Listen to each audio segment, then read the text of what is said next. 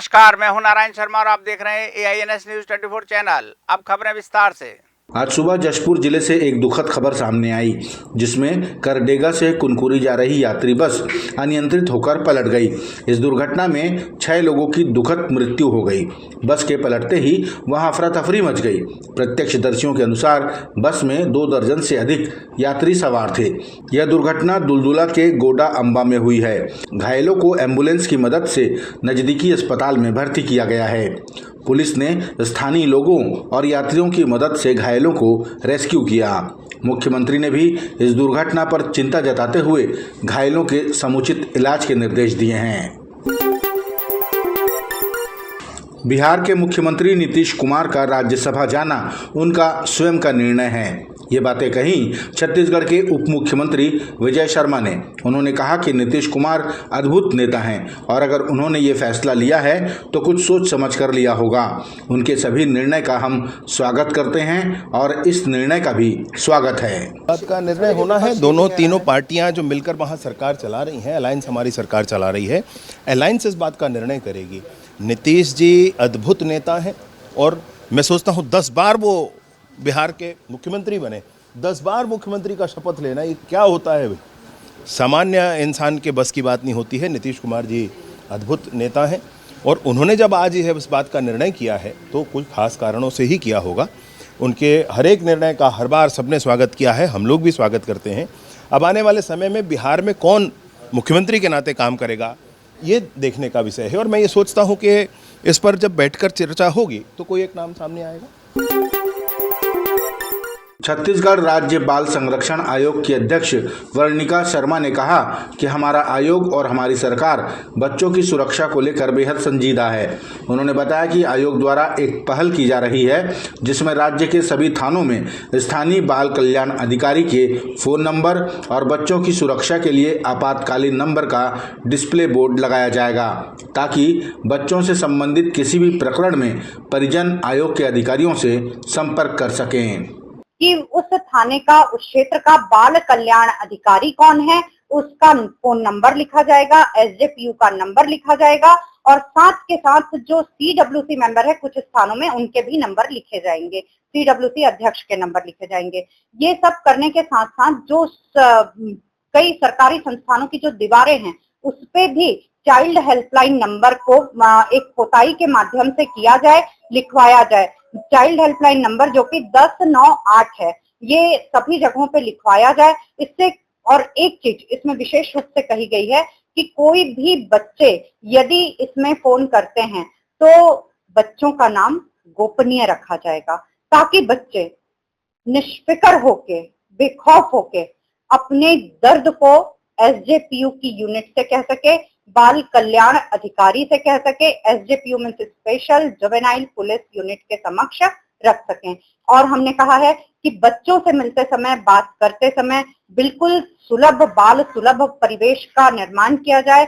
बच्चों के साथ किसी भी प्रकार की वर्दी या पुलिस गाड़ी में भेंट नहीं की जाए।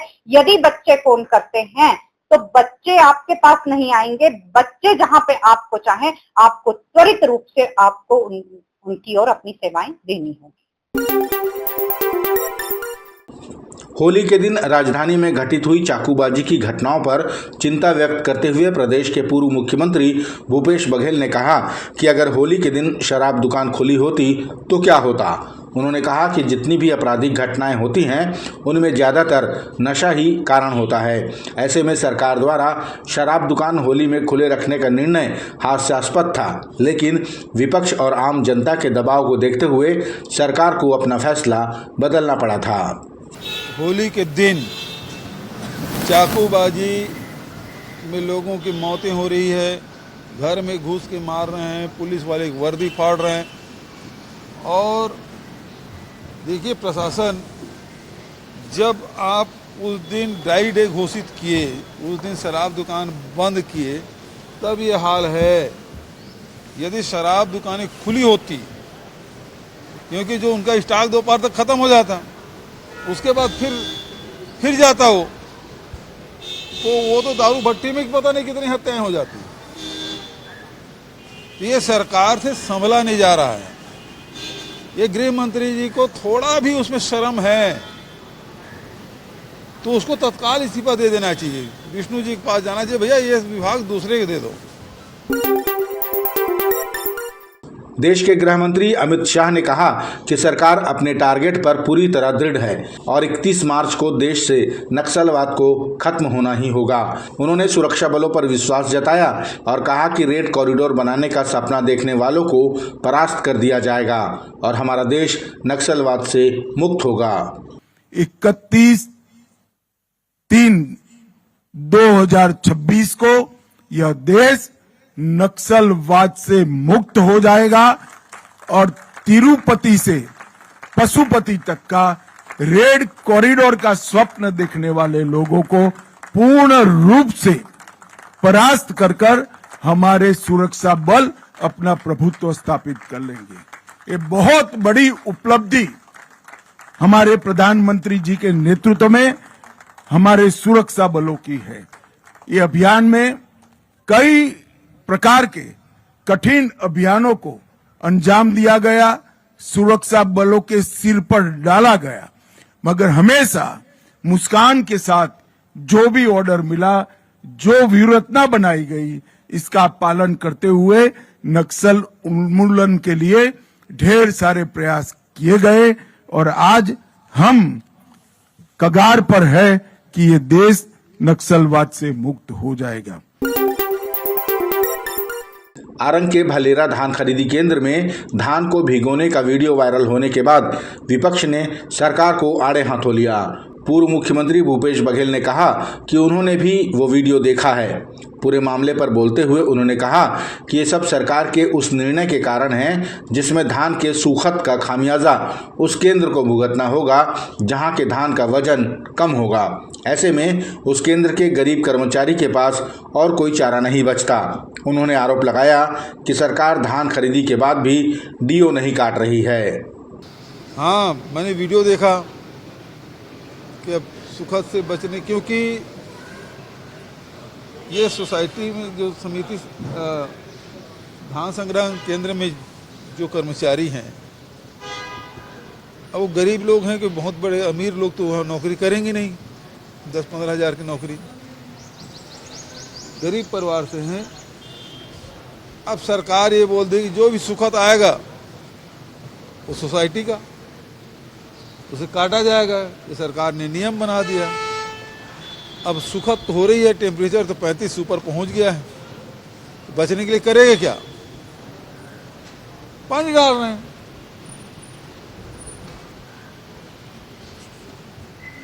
भाई यहाँ तो मतलब कहीं से कोई जस्टिफाई नहीं कर सकता। आप सरकार से सवाल तो यही है कि धान खरीदी हो गया, डीओ क्यों नहीं काटे?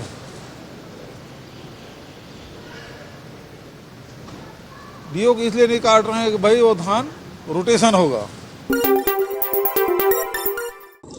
होली में पुनर्वास करने वाले आत्मसमर्पित माओवादियों ने जमकर होली मनाई और भारत के इस पर्व में बढ़ चढ़कर हिस्सा लिया। इस पर खुशी व्यक्त करते हुए प्रदेश के गृह मंत्री विजय शर्मा ने कहा कि अब वे बंदूक छोड़कर भारत के संविधान में विश्वास कर रहे हैं। जिस तरह वे होली मना रहे हैं उसी तरह भारत के हर पर्व और त्योहार को मनाते हैं।